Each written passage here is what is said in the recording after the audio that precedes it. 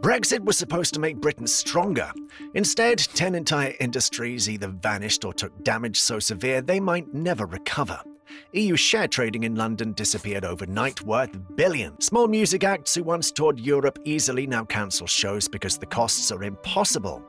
This is the story of what actually happened when Britain left the European Union, told through the industries that paid the price. No theories, no politics, just the hard numbers and real consequences that affected hundreds of thousands of workers across the country.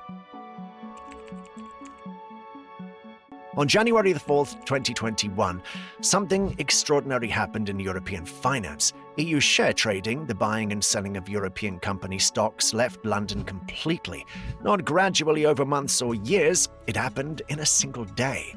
The reason was technical, but the effect was massive. When the UK left the EU single market, it also left the regulatory framework that allowed European brokers to trade EU stocks on British platforms.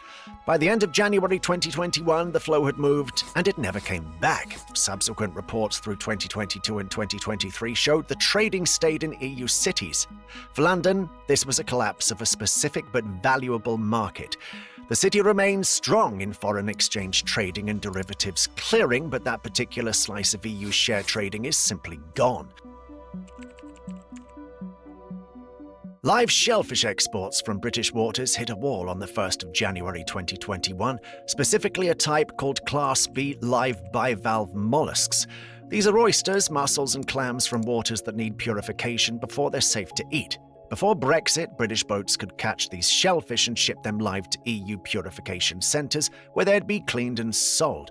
After Brexit, EU laws changed everything. The regulation, officially called EU Regulation 2017-625, doesn't allow imports of live bivalve mollusks from Class B waters in third countries unless they're purified before export.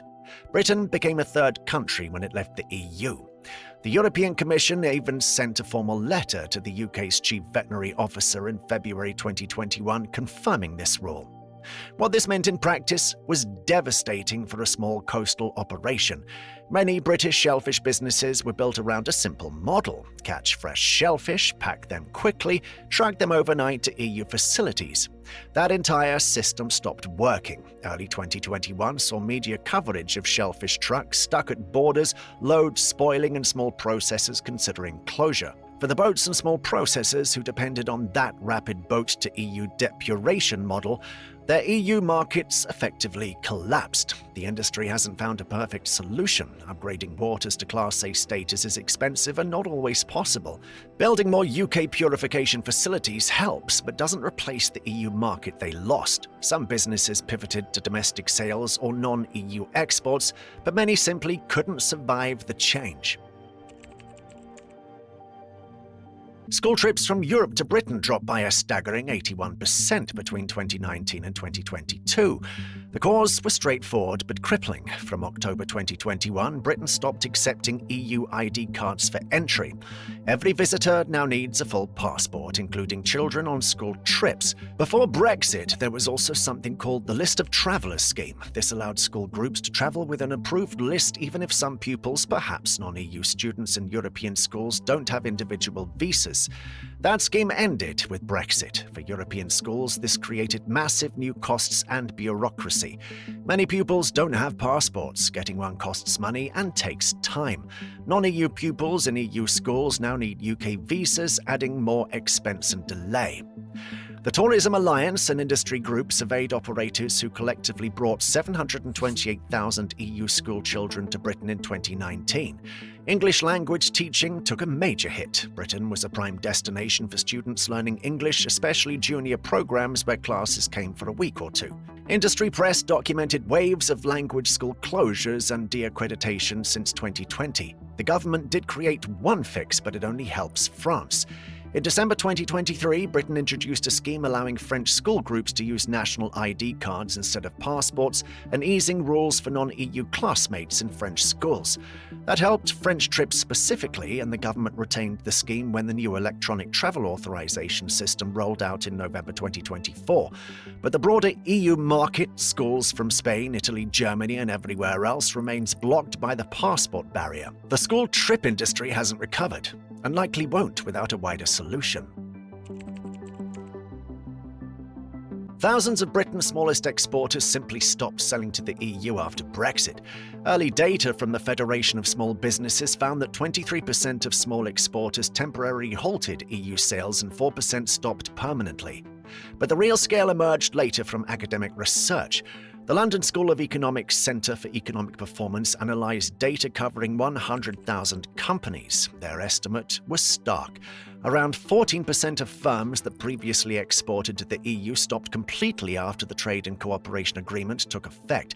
That's approximately 16,400 firms.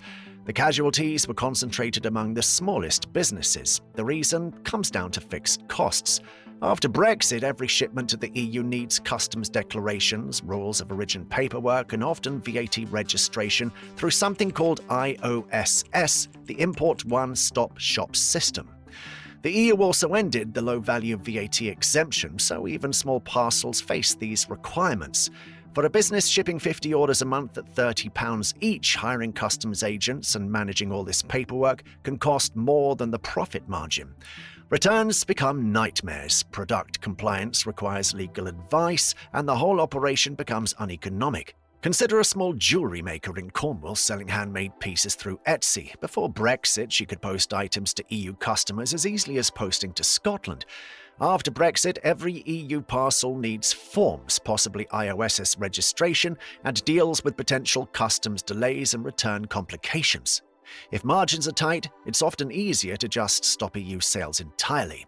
Later surveys from the British Chambers of Commerce show the difficulty persists. Small exporters report continued struggles with Trade and Cooperation Agreement procedures. Larger firms can absorb these costs across higher volumes, but micro exporters can't. For this layer of tiny businesses, the EU market didn't shrink, it effectively collapsed. Getting them back would require serious simplification, perhaps a special small parcel track with streamlined customs and VAT processes specifically designed for micro-exporters. Scotland's seed potato industry lost its entire EU market on day one of Brexit, and it remains completely shut. The story is brutally simple. From 1st of January 2021, the EU banned all seed potato imports from third countries on plant health grounds. Britain became a third country, so the ban applied immediately. Before Brexit, Scotland exported around 20,000 tonnes of seed potatoes to 18 EU countries every year. Scottish seed potatoes were prized for their quality and health standards. After Brexit, that number dropped to zero. Not a single tonne is allowed into the EU under current rules. The Scottish Government Science Agency, SASA, confirmed this in a guidance, and the EU laid it out in formal briefings. This wasn't paperwork going wrong or teething problems at the border. The rule is simple. No seed potatoes from third countries. The industry adapted by redirecting exports. So total volume isn't necessarily down, but the EU channel, which was valuable and reliable, vanished completely. Growers who specialized in EU varieties or had long-standing EU contracts lost that business overnight. Political discussions about a UK-EU reset sometimes mention agriculture, but the seed potato ban hasn't shifted. Reversing it would require a UK-EU plant health agreement that specifically addresses this. Until that happens, the EU market for British seed potatoes remains totally closed, a permanent loss of that specific export route. Ornamental horticulture, the business of growing and selling decorative plants and seeds, suffered a collapse in EU trade due to Brexit's plant health rules.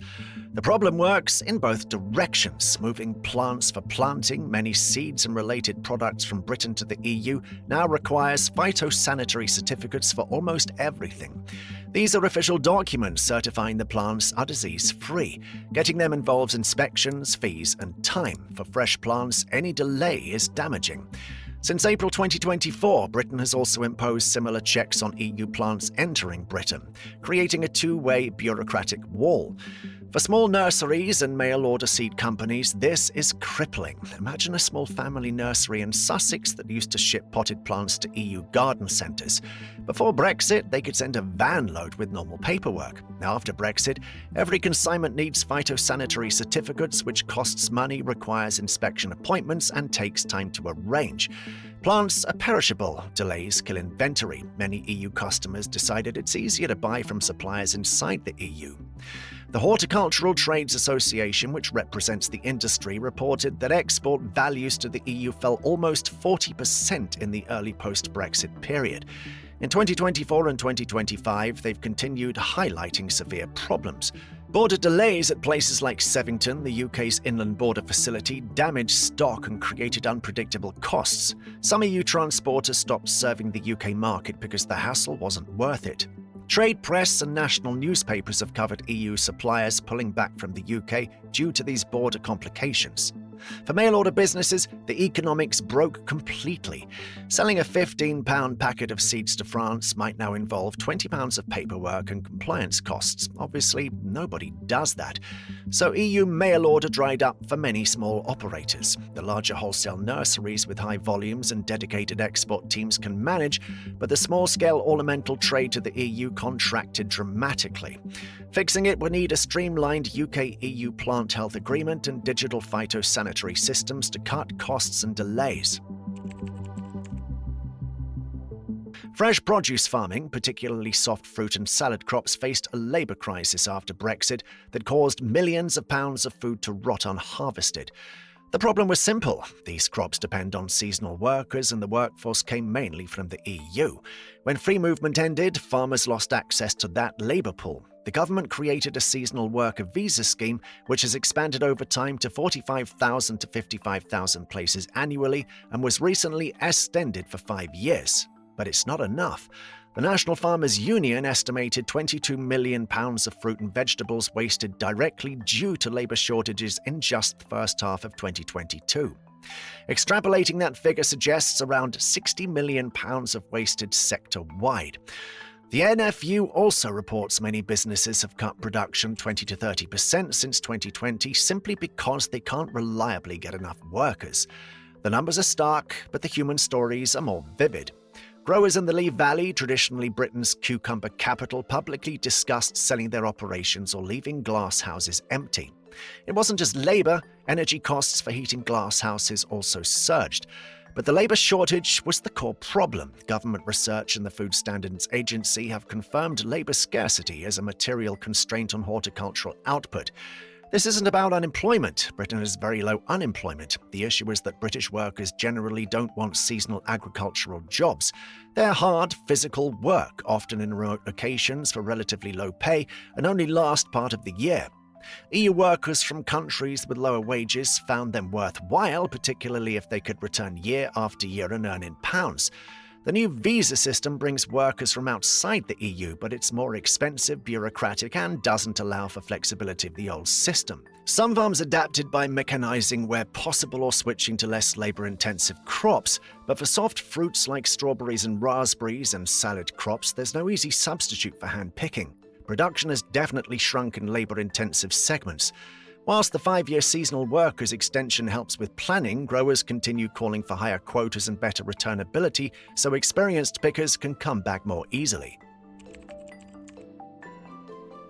Britain's position in pharmaceutical research took serious damage after Brexit, particularly in clinical trials.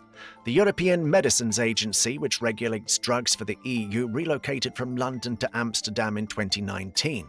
The UK then set up its own regulatory system under the MHRA, the Medicines and Healthcare Products Regulatory Authority. While the MHRA has tried to streamline approvals, industry data shows a stark decline in clinical trial activity.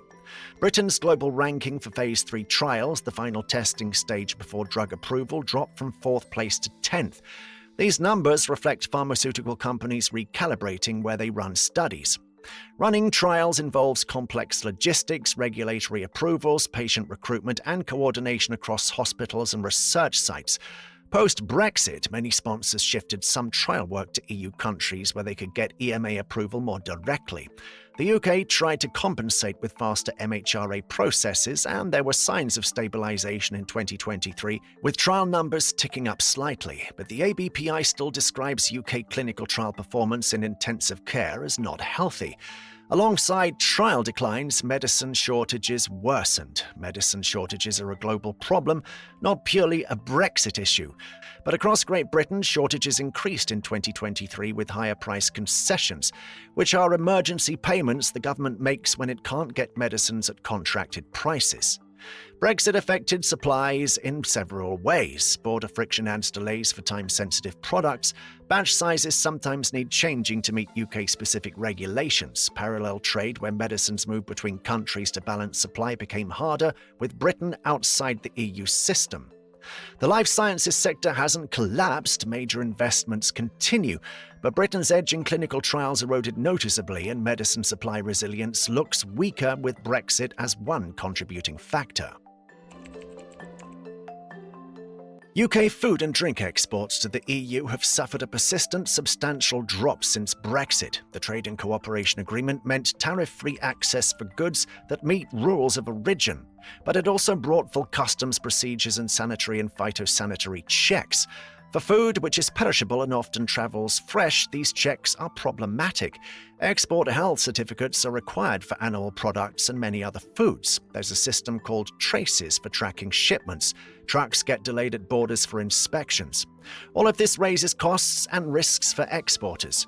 The Food and Drink Federation, which represents the industry, reported that in 2024, food export volumes to the EU fell 17.2% compared to the previous year. Compared to 2019, before Brexit, EU volumes were down approximately 34%. That's a massive sustained reduction. The EU remains Britain's biggest trading partner for food, but the channel is structurally harder to use. The 2025 first-half data showed some rebound, overall volumes up 7.2% compared to 2024, with improvement back in the EU in the second quarter. But even with that improvement, volumes remain well below the pre-Brexit baseline. This decline isn't evenly distributed. Large exporters with scale legal teams and logistics infrastructure adapted better. Small and medium food producers struggled far more. For a small cheesemaker or craft bakery, exporting a few pallets to EU customers might now cost more in paperwork than the profit on the goods. Many simply stopped trying. Specifically, sectors like salmon and shellfish referenced earlier have their own additional complications.